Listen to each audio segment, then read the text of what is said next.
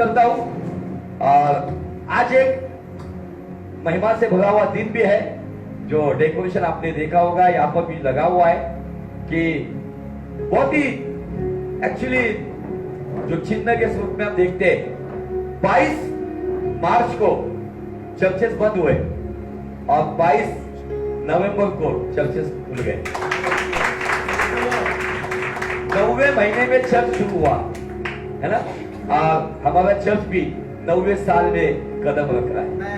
Hallelujah, praise the Lord. तो ये चिन्ह क्या है?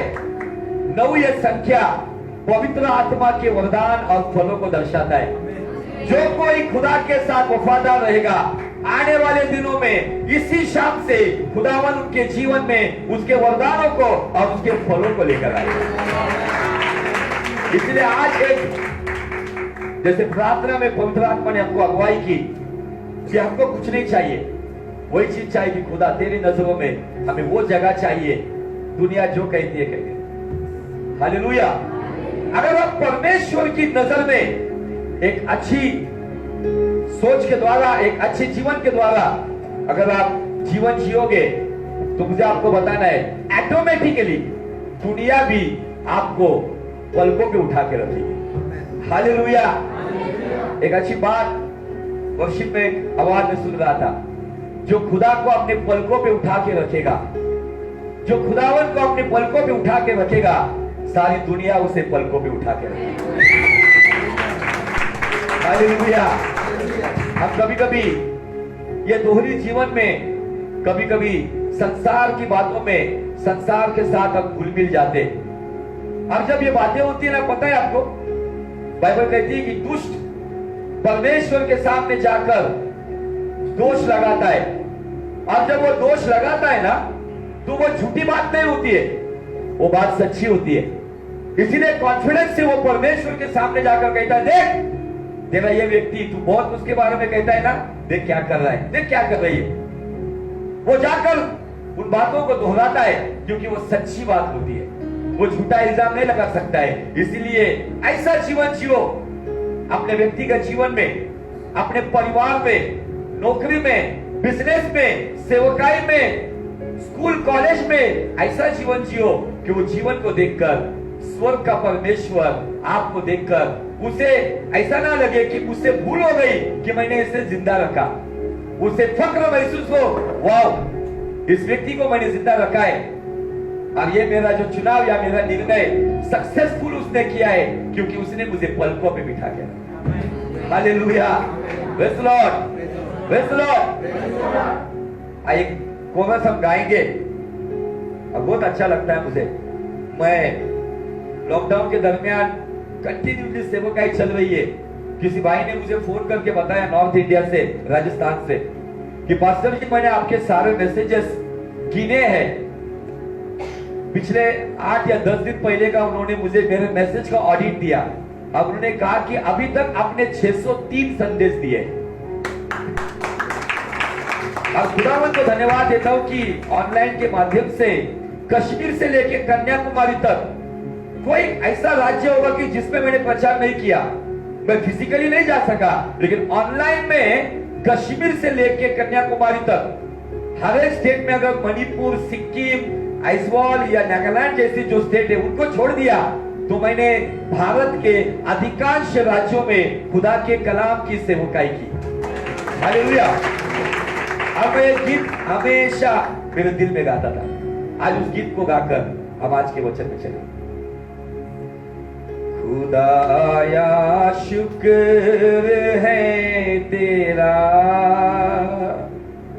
हमें ये दिन दिखाया है।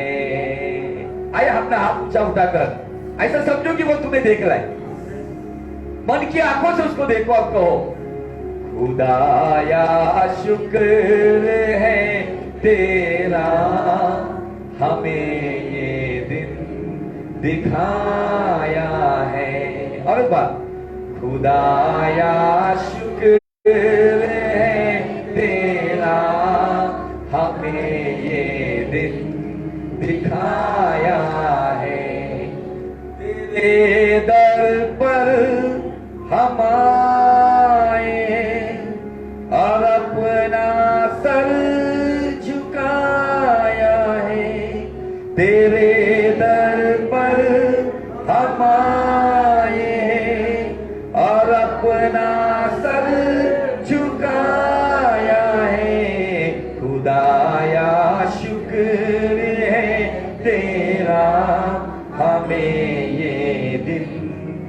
दिखाया है।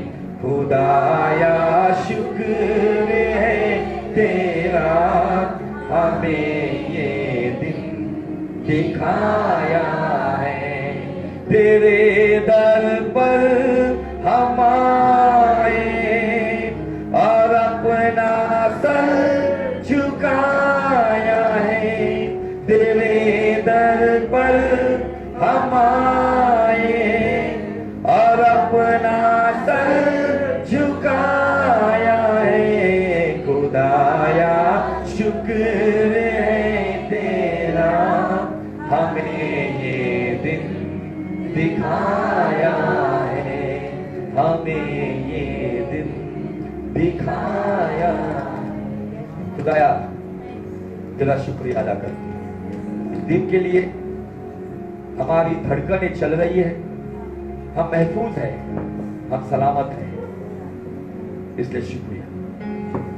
आज जो कलाम आपने दिया है, इस कलाम के द्वारा तो हमसे बात करो। सारे डिस्टर्बेंस यीशु नासरी के नाम में हम यहां से निकाल देते हैं। तेरी मौजूदगी, तेरी हुजूरी और तेरी उपस्थिति हमारे जीवन में तेरे कलाम के द्वारा और बढ़ती रहे। सारा आदर, सारी महिमा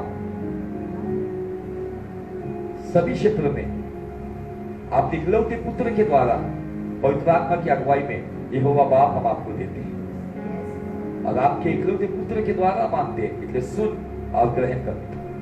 आमीन, आमीन, हालेलुया, प्रेज़ द लॉर्ड।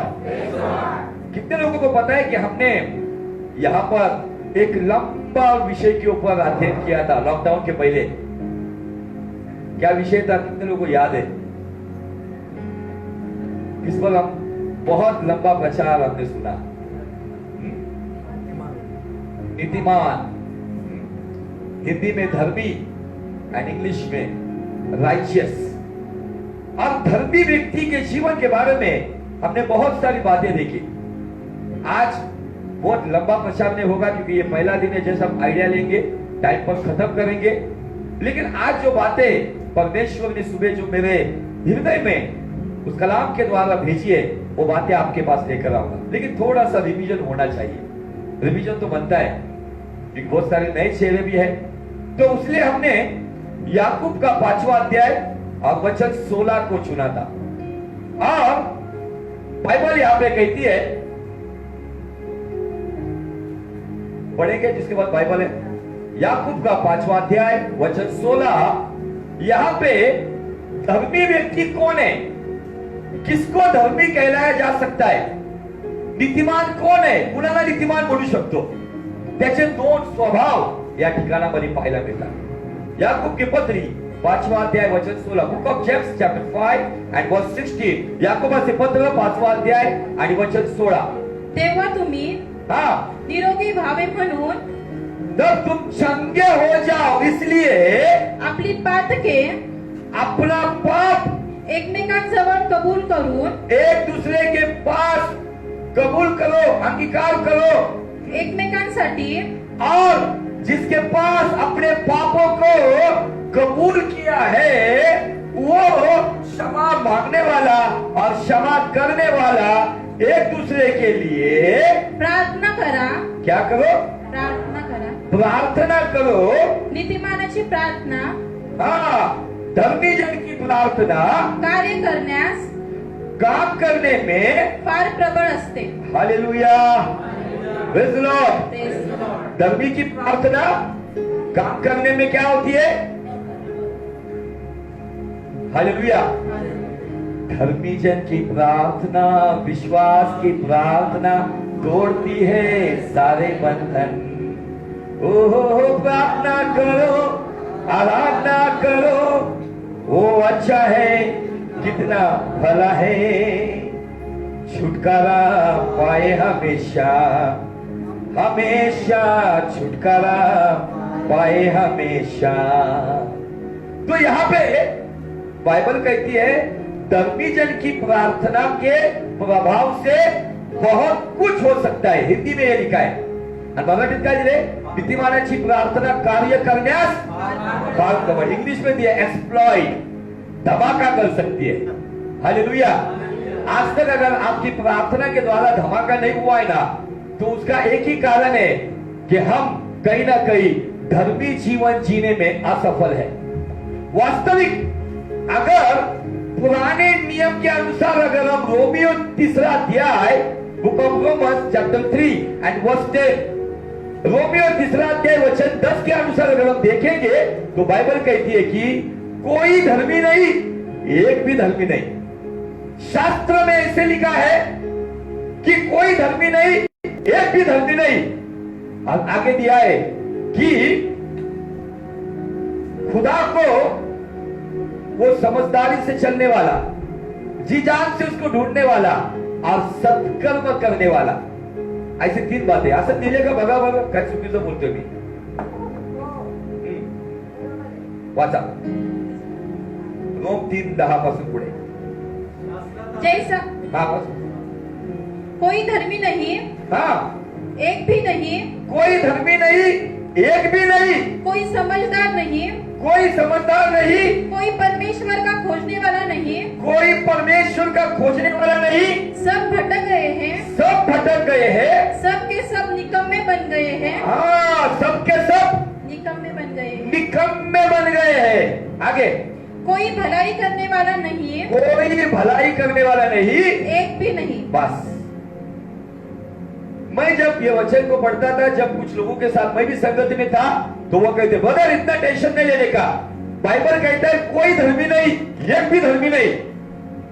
ऐसा मुझे बताया जाता था, लेकिन मैं सैटिस्फाइड नहीं था। मैंने नहीं, जब शुरुआत के समय की बात कर रहा हूं, 20 साल पहले की बात।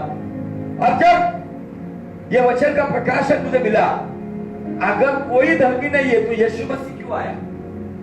यीशु मसीह को कहा गया था धर्मी पुरुष।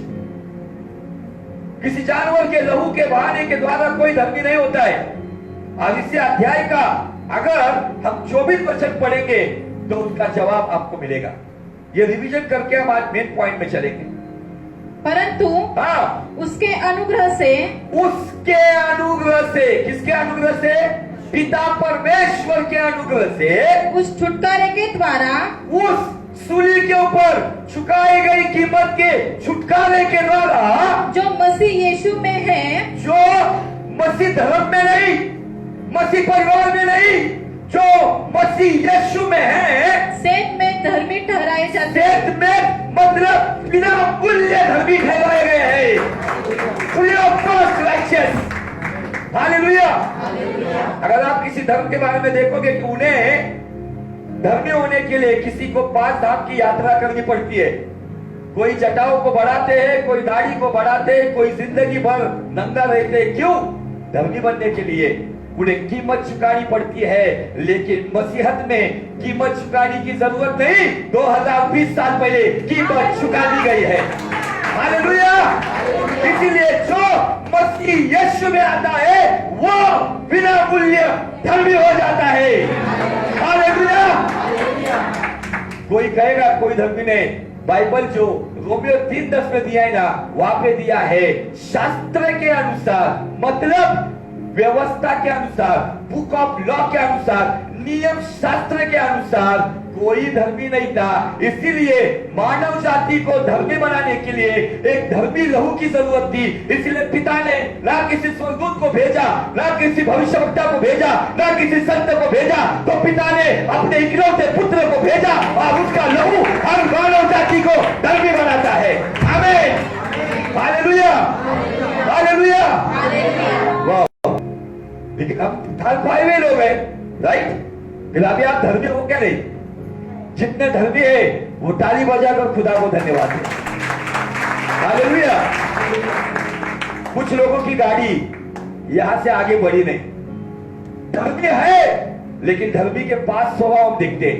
याकूब 5:16 में दिया है, एक दूसरे को क्षमा, एक दूसरे के लिए प्रार्थना। नए नियम के 2 स्वभाव धर्मी व्यक्ति के अंदर हर हालात में होना चाहिए। नंबर 1, ऑलवेज फॉरगिव, क्षमाशील। नंबर 2, प्रार्थनाशील। और पुराने नियम के अनुसार धर्मी के 3 स्वभाव हमने देखा है।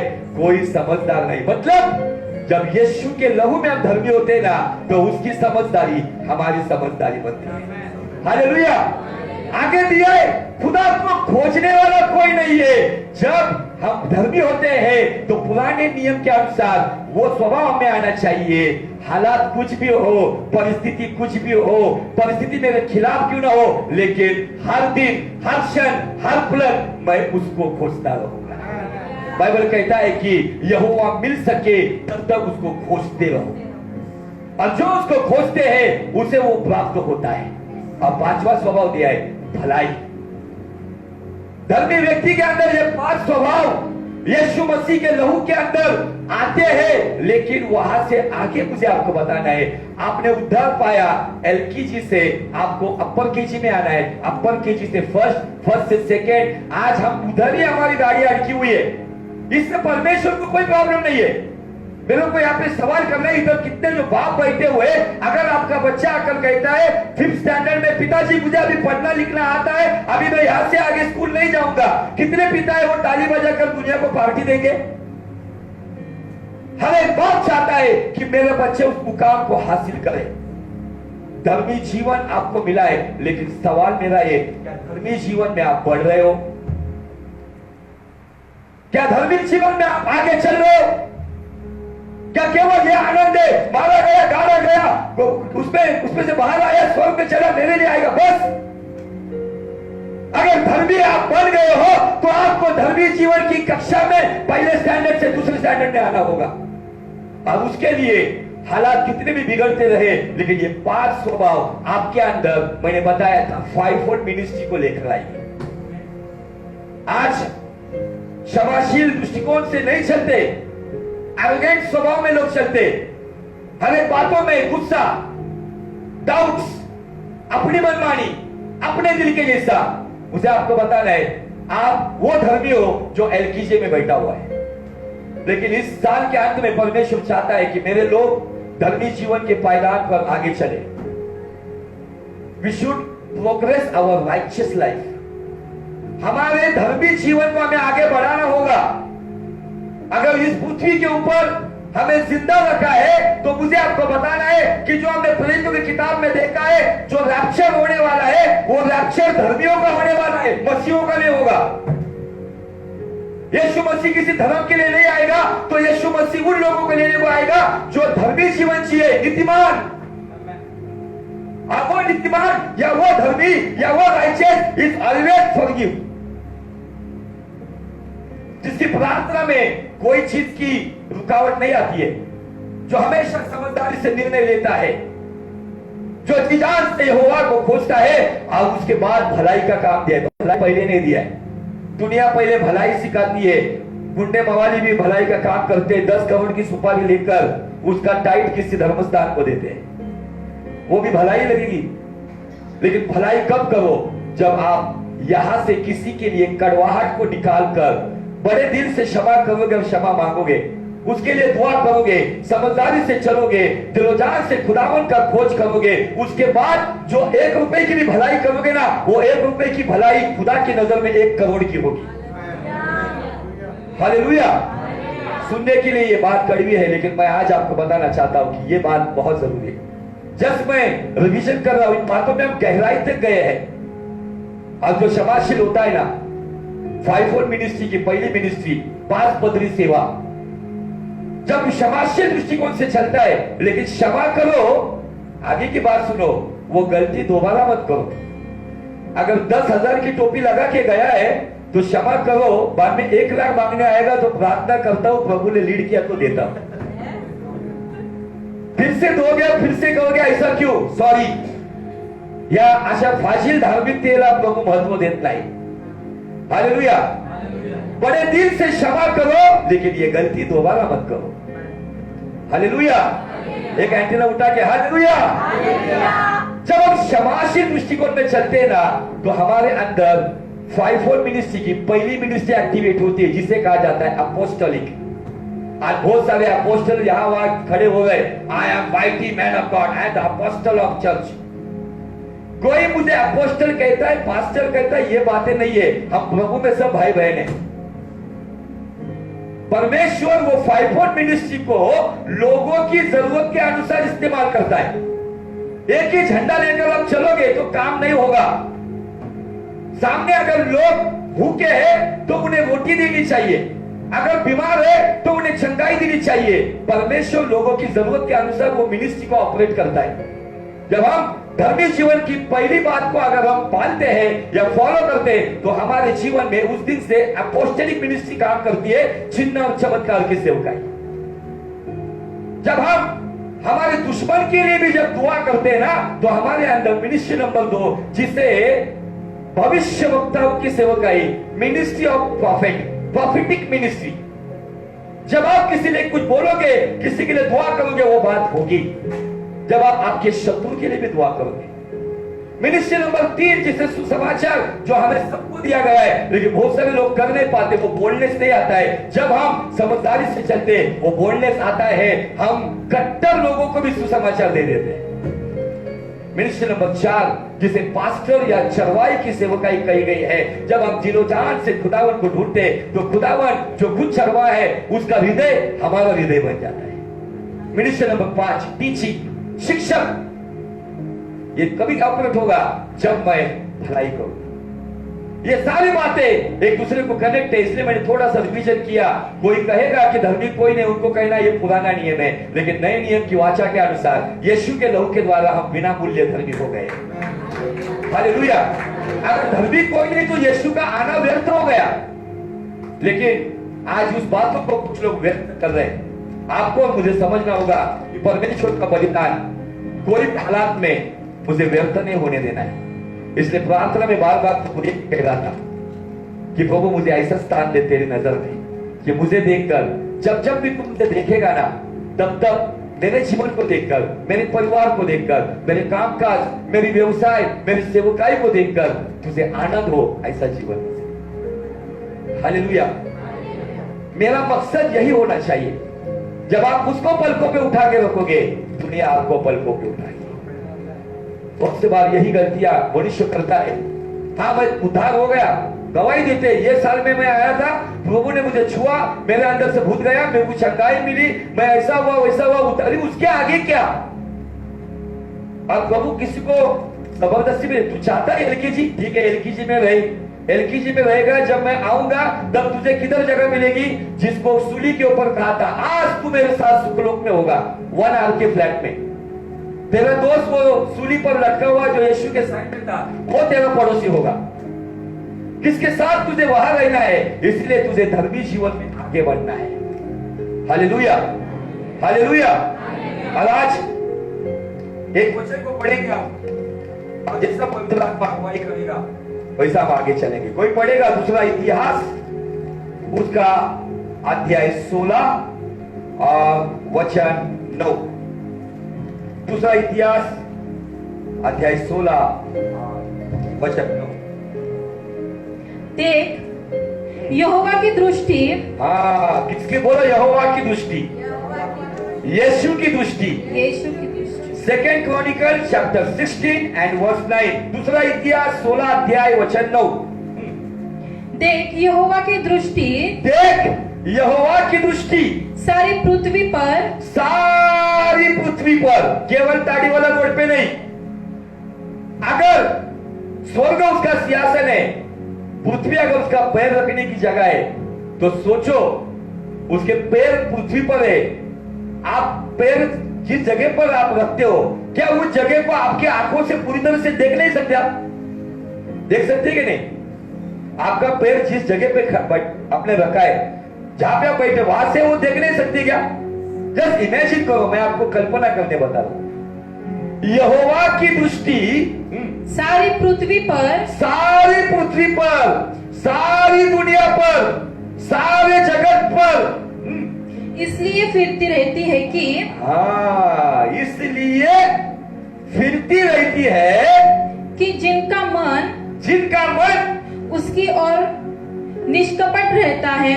हाँ जिसका मन परमेश्वर की ओर निष्कपट रहता है, उनकी सहायता में वह अपनी सामर्थ्य दिखाए। आमेन, आमेन, हालेलुया। हालेलुया। अभी आपको चाहिए कि परमेश्वर आपकी सहायता के लिए आए? कितने लोगों को चाहिए? पहला कॉल आप मुझे करो ही मत, बिल्कुल करो मत। यिर्मयाह 33:3 में ये पहला कॉल है, तू मुझे आवाज दे, तू मुझे पुकार, मैं तुझे जवाब दूंगा। और वो किसका सुनेगा? जिसका मन यहोवा की ओर निष्कपट है, जिसका मन उस पिता परमेश्वर के लिए शुद्ध और पवित्र है, जिसका मन परमेश्वर के दृष्टिकोण में योग्य है। वो परमेश्वर कहता है उसकी सहायता के लिए मैं मिखाइल को नहीं भेजूंगा, गाब्रिएल को नहीं भेजूंगा, किसी भविष्यवक्ता को, किसी पास्टर को नहीं भेजूंगा, तो उसकी सहायता के लिए मेरे सामर्थ के द्वारा मैं खुद आऊंगा। Hallelujah, praise the Lord. तो हमारी जो हमने जो वाचा बांधी कि तेरी नजर में मुझे वो स्थान चाहिए। अपने दिल पे हाथ रखो और पूछो अपने आप को, क्या मैं परमेश्वर की नजर में ठीक हूं? आप कोई भी हो, स्त्री हो, पुरुष हो, जवान हो, आपकी क्या भी उम्र हो, अपने आप को सवाल पूछो कि क्या मेरा बर्ताव, मेरा जीवन, मेरा रहना, मेरा सहना क्या परमेश्वर की दृष्टि में योग्य है?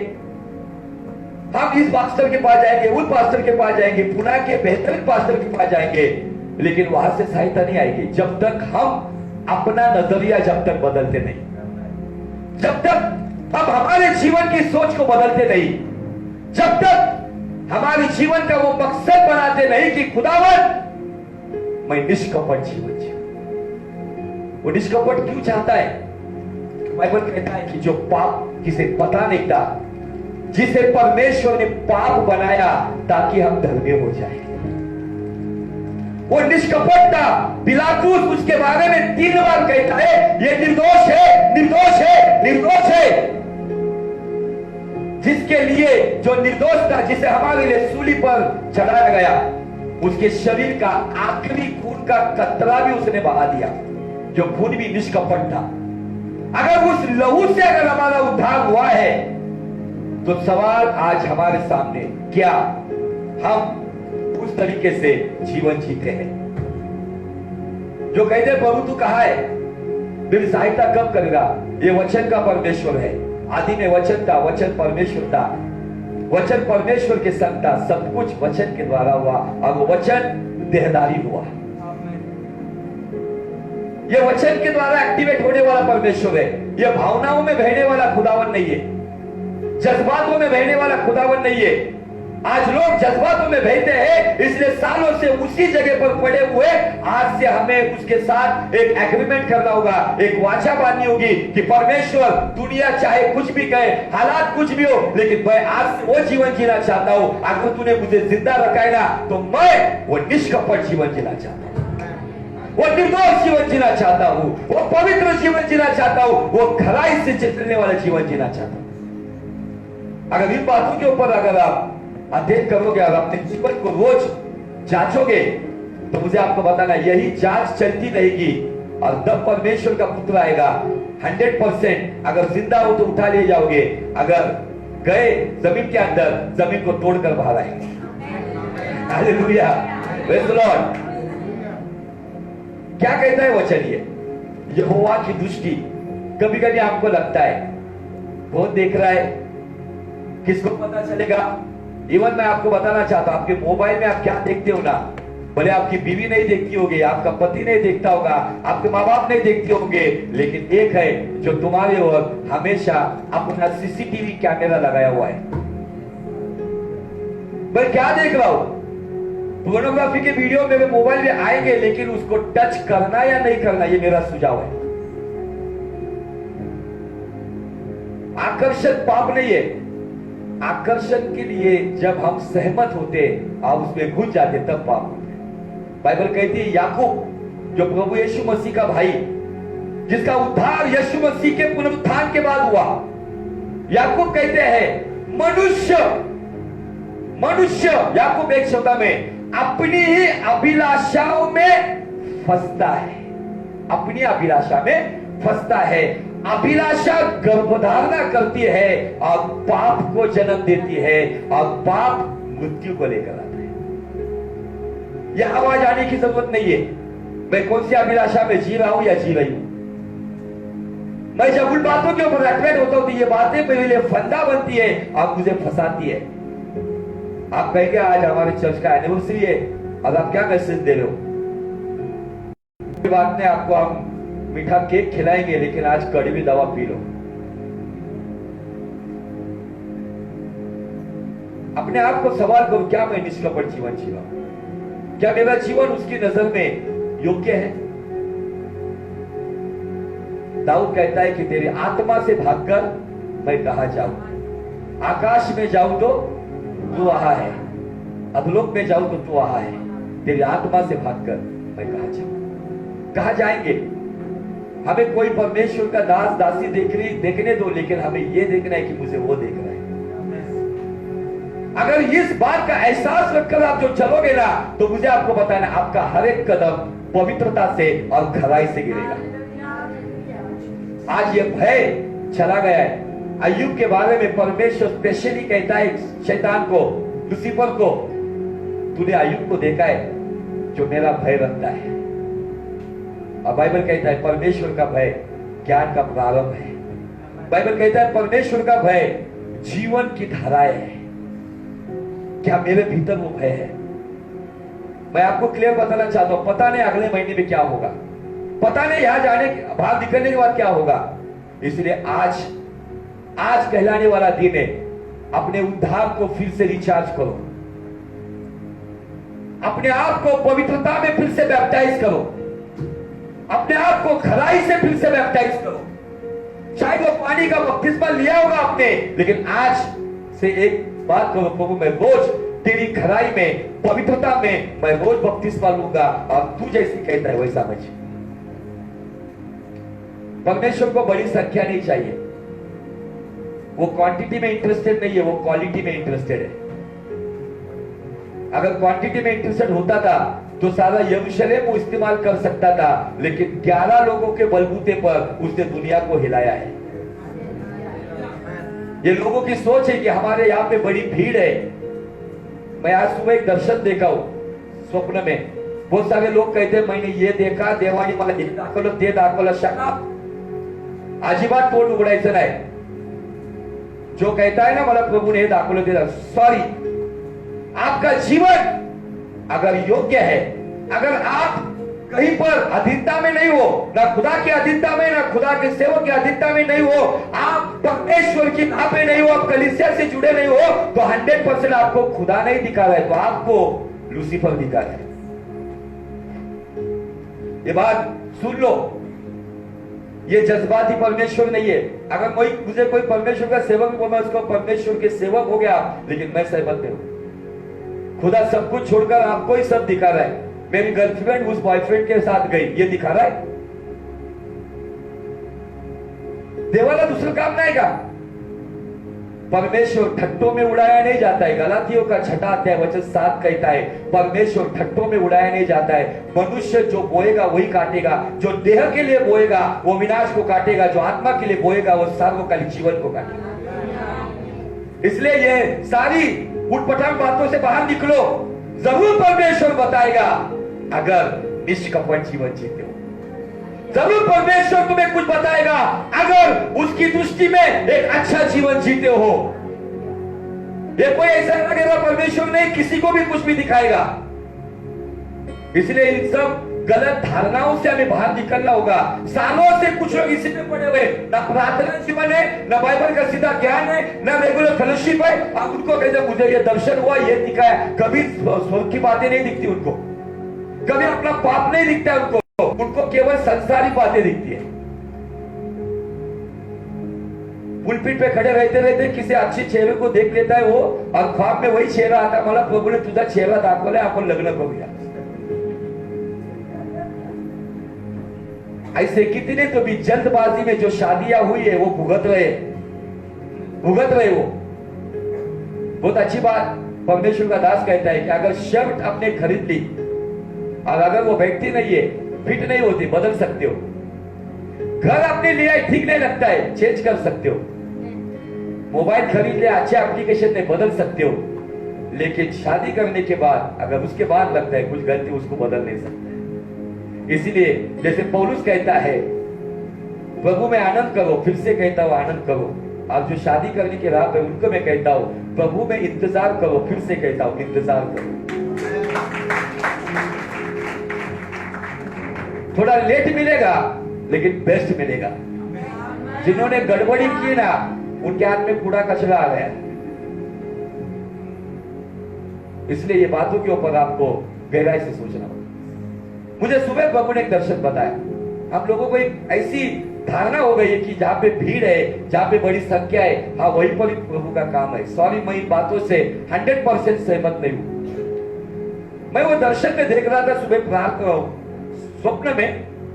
सुबह शायद 5:30 के आसपास वो उठ गया। मैं मेरी बीवी बोली कि 5:30 बजे आंख खुल गई। जब 5:30 बजे उस स्वप्न को मैंने देखा, एक बड़ी भीड़ जा रही है बैसाखी के सहारे। कुबड़ी बैसाखी के सहारे में एक बड़ी भीड़ जा रही है चर्च के अंदर। बड़ा पंडाल लगा हुआ है। अब उस बैसाखी के ऊपर एक बैसाखी पे लिखा है अनॉइंटेड ऑयल, दूसरी बैसाखी पे लिखा है अनॉइंटेड वाटर। मैं आपको बैसाखी नहीं दूंगा, ये स्वप्न पूरा सुन लो।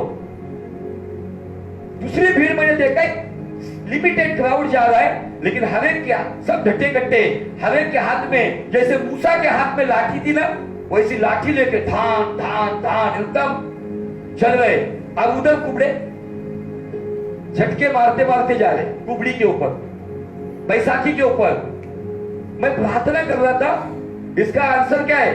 और सडनली जब मैं प्रचार कर रहा था आज सुबह के ऑनलाइन चर्च में, तब पवित्र आत्मा बता रहा है आज बैसाखियों के ऊपर जो तेल पानी के विश्वास पर, नॉन बिब्लिकल बातों पर, मनुष्य की धारणा के ऊपर जो भीड़ जा रही है, वो भीड़ में मैं नहीं हूं। लेकिन जो लाठी है उस लाठी पे लिखा हुआ था मेरा शब्द वचन। जो वचन की लाठी पर आत्मा में भर के चल रहे, भले वो तादाद में कम रहेंगे लेकिन मैं उनके आगे चलता हूं। इसका मतलब बड़ा चर्च होना ये पाप नहीं है, चाहिए। लेकिन मैं हमेशा कहता हूं कि जो चर्च यीशु समान बनने के बारे में नहीं सिखाता है, फॉल्स चर्च। पश्चाताप, क्रूस उठाना, न्याय के बारे में नहीं सिखाता है, वो फॉल्स चर्च है, झूठा चर्च है। प्रेरितों की कलीसिया की शुरुआत कैसी हुई पता है? उनके 3 डॉक्ट्रिन थे, 3 तत्वज्ञान थे। नंबर 1 पश्चाताप, नंबर 2 उद्धार और नंबर 3 न्याय। Repentance, salvation and judgment. क्या ये बातें आपको जहां पे बताई जाती है आप सही जगह पर हो। लेकिन आज बरकत, चंगाई और भविष्यवाणी यही बातों पर मन लगा के रखा हुआ है। हर एक व्यक्ति ढूंढ रहा है मेरे लिए कुछ मिलेगा, मेरे लिए कुछ भविष्यवाणी होगी, मेरे लिए कुछ कहेंगे। लेकिन पहले जो बोला है वो भूल गए। भविष्यवाणी के भी हम खिलाफ नहीं है, लेकिन नॉन बिब्लिकल भविष्यवाणी के हम खिलाफ है। कोई भविष्यवाणी आपका जीवन नहीं बदलेगा, because prophecy will change but promise never change। भविष्यवाणी बदल सकती है परंतु वायदा कोई माइकालाल बदल नहीं सकता। और वो वायदा है इस युग के अंत तक मैं तेरे साथ हूं। हालेलुया। क्या चाहिए आपको? प्रॉफेसी और प्रॉमिस। हालेलुया। प्रॉमिस का परमेश्वर, वायदे का परमेश्वर हमारे संग संग है। हालेलुया। भविष्यवाणी आएगी और जाएगी, लेकिन हजारों सालों तक इसमें लिखे गए प्रॉमिस और वायदे आज भी बरकरार रहे हैं। लाखों लोगों ने उसको बर्बाद करने की कोशिश की है, लेकिन उतनी बड़ी तादाद में ये फैल गया है। हालेलुया। आज एक वायदा करो। तो स्वप्न मैंने देखा, मुझे बैसाखी पे नहीं जीना है, मुझे वचन की उस लाठी पे चलना है। वचन की लाठी और आत्मा की अगुवाई, ये 2 बातें आपके जीवन में ना, जहां कहीं पर भी आप जाओगे ना, यहोशू 1:9 के समान खुदावन आपके साथ रहेगा और आपके द्वारा बड़े बड़े मोजज़ात वो करेगा। लेकिन आज कलीसियाओं में लोग आते हैं, उन्हें लाठी नहीं दी जाती है, उन्हें बैसाखियां दी जाती है। वो जिंदगी भर उसी बात के ऊपर डिपेंड रहते हैं। ऐसी भीड़ खुदावन के राज्य में नहीं आएगी। आपको इन बात के ऊपर बहुत ही गहराई से सोचना होगा। शायद कड़वी बात है, लेकिन जीवन बदलने वाली बात है। क्या आज हम उसके साथ एक वाचा बांधेंगे? उसको कहेगी कि प्रभु मैं तेरे समान बनना चाहता हूं, तेरी इच्छा को पूरी करना चाहता हूं। जब भी तू पृथ्वी पर अपनी नजर को फेरेगा तब तुझे मैं दिखूंगा जो निष्कपट है। यहां पे बाइबल कहता है कि वो पृथ्वी पर नजर फिराता है। जब वो आपकी नजर आए तो मुझे ऐसा लगता है कि खुदा की नजर आपकी ओर रुकनी चाहिए, और जब उसकी नजर किसकी ओर रुकती है ना, वहां पे छप्पर फाड़ के आशीष नहीं मिलती है, वहां पे आसमान फाड़ के आशीष मिलती है। दुनिया शायद छप्पर फाड़ की बात कहती है, लेकिन जहां पर तुम्हारे और मेरे उद्धार की नजर वहां पे गिरती है, वहां पे आसमान फाड़ कर आशीष आती है, और वो आशीष कोई माइका लाल खींच के नहीं ले सकता। हालेलुया। क्या आपकी ये तमन्ना है कि खुदावन रोज, आपको पता है वो रोज सुबह उठता है ना, तो अपने सिंहासन पे जब वो बैठता है ना, तब पृथ्वी पे देखता है अमेरिका में कौन है, लंदन में कौन है, पेरिस में कौन है, भारत में कौन है, महाराष्ट्र में, पुणे में, ताड़ीवाला रोड में कौन है जो निष्कपट है, जिसे देखकर मुझे आज आनंद मिलेगा। खुदावन ने आपकी सारी मुरादों को पूरा किया है, लेकिन वचन के द्वारा आज वो कहता है मेरी मुराद कौन पूरा करेगा, जब मैं देखूंगा तो निष्कपट कौन दिखेगा।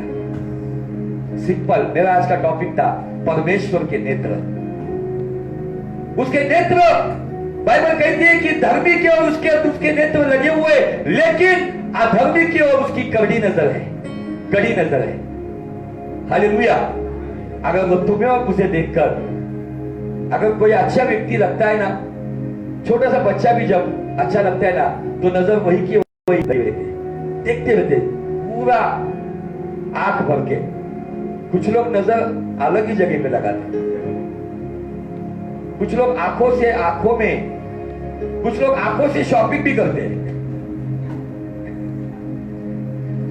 लेकिन मुझे आज बताना है कि जब ये वचन अपने बाइबल में अंडरलाइन करके रखो, दूसरा इतिहास 16:9 के अनुसार, सेकंड क्रॉनिकल चैप्टर 16 वर्स 9, जब भी पृथ्वी पे तेरी नजर फिरेगी खुदावन, तब मैं तुझे दिखूं कि तेरे दृष्टिकोण में मैं निष्कपट। परमेश्वर ने यह दिन हमें दिया है, इस धरती पर हम जिंदा है, ये बहुत बड़ा अनुग्रह है उसके ऊपर। हमारे बीच में कुछ लोग ऐसे कि जो मौत के उस जाल में जाकर आए, पगारे परिवार, उनके बड़े बेटे को छोड़कर सारा परिवार उस वायरस के चपेट में आ गए, लेकिन उनको परमेश्वर ने, आप सभी की दुआओं ने उनको बाहर निकाला। कुछ लोग कहते हैं कि हमारे चर्च में किसी को वायरस नहीं लगा, हमारा चर्च बहुत अनॉइंटेड है। सॉरी, परमेश्वर तूफान के पहले भी बचाता है और कभी कभी तूफान के अंदर घुस के भी बचाता है। हालेलुया। परमेश्वर आपकी भट्टी में गिरने से पहले बचाता है, परमेश्वर आपकी भट्टी के अंदर भी बचाता है। परमेश्वर शेर की गुफा के पहले भी बचाता है, परमेश्वर शेर की गुफा के अंदर आके भी बचाता है। हालेलुया। कुछ लोग रॉन्ग डॉक्ट्रिन दे रहे, हमारे चर्च में किसी को वायरस नहीं हुआ है। मैं खुदा को धन्यवाद देता हूँ, मेरे चर्च में जिनको वायरस हुआ है और वो हीलिंग पाकर आए, ये खुदा की महिमा है। हालेलुया। Praise the Lord. क्योंकि बाइबल का परमेश्वर का पुत्र कहता है, जब उस अंधे को जब लेकर आया तो वो कहता है कि ये अंधा परमेश्वर की महिमा के लिए अंधा है, ये वायरस से बीमार लोग परमेश्वर की महिमा के लिए, ताकि वो आकर खुदावन के लिए गवाही दे। हालेलुया। Praise the Lord. ये वायरस हमें मारेगा, कुछ प्रॉब्लम नहीं, लेकिन एक खतरनाक वायरस है जिसे कहा जाता है पाप। अगर ये वायरस लग गया तो आपको इस वायरस से खुदावन भी नहीं छुड़ा सकता। जानबूझकर किए हुए पाप, अनजाने में किए हुए पाप, आज पश्चाताप करो। प्रभु मैं नहीं रहना चाहता, मैं इससे बाहर आना चाहता हूं, एक निष्कपट, एक धर्मी जीवन जीना चाहता हूं, ताकि तेरे नजरों में दुनिया कुछ भी कहने दे, लेकिन तेरी नजरों में मैं सर्वश्रेष्ठ बनना चाहता हूं। आपको कंपटीशन करना होगा ना, तो इसमें कंपटीशन करो। इसने ऐसे कपड़े पहने, उसने ऐसे कपड़े पहने, इसको इतनी सैलरी, उसको उतनी सैलरी, ये छोड़ दो दुनिया का कंपटीशन, ये ईर्ष्या छोड़ दो। आत्मिक ईर्ष्या करो कि प्रभु मैं ऐसा जीवन जीऊंगा कि ये बहन से, ये भाई से अधिक पवित्रता में, अधिक खराई से, अधिक परमेश्वर के दृष्टिकोण में निष्कपट जीवन जीऊंगा, ताकि तेरी नजरों में मैं एक अच्छा स्थान पाऊं। हालेलुया। अगर कंपटीशन करना है तो इस बात में करो, इसके लिए फुल परमिशन है आपके लिए। ऐसा जीवन जीओ। मैं ना करूं मेरे मन की दौड़ू तेरी मर्जी को, मैं ना करूं मेरे मन की, दौड़ू तेरी मर्जी को, लग जाए ऐसी लत तेरी, कुछ और ना अब रिझाए, लग जाए ऐसी लत तेरी, कुछ और ना अब रिझाए, तेरे हर मकसद को मैं अपनी आदत बना लूं, ऐसा मुझको बना, ऐसा मुझको बना, मेरे अंदर तेरी आदतों को भर दे, मेरे अंदर तेरी चाहतों को भर दे, मेरे अंदर तेरी आदतों को भर दे, मेरे अंदर तेरी चाहतों को भर दे, मैं तुझको पसंद आऊं, मैं तेरे दिल को भाऊं, ऐसा मुझको बना, ऐसा मुझको बना, मैं तुझको पसंद आऊं, मैं तेरे दिल को भाऊं, ऐसा मुझको बना, ऐसा मुझको बना, मेरे अंदर तेरी आदतों को भर दे, मेरे अंदर तेरी चाहतों को भर दे, मेरे अंदर तेरी आदतों को भर दे, मेरे अंदर तेरी चाहतों को भर दे,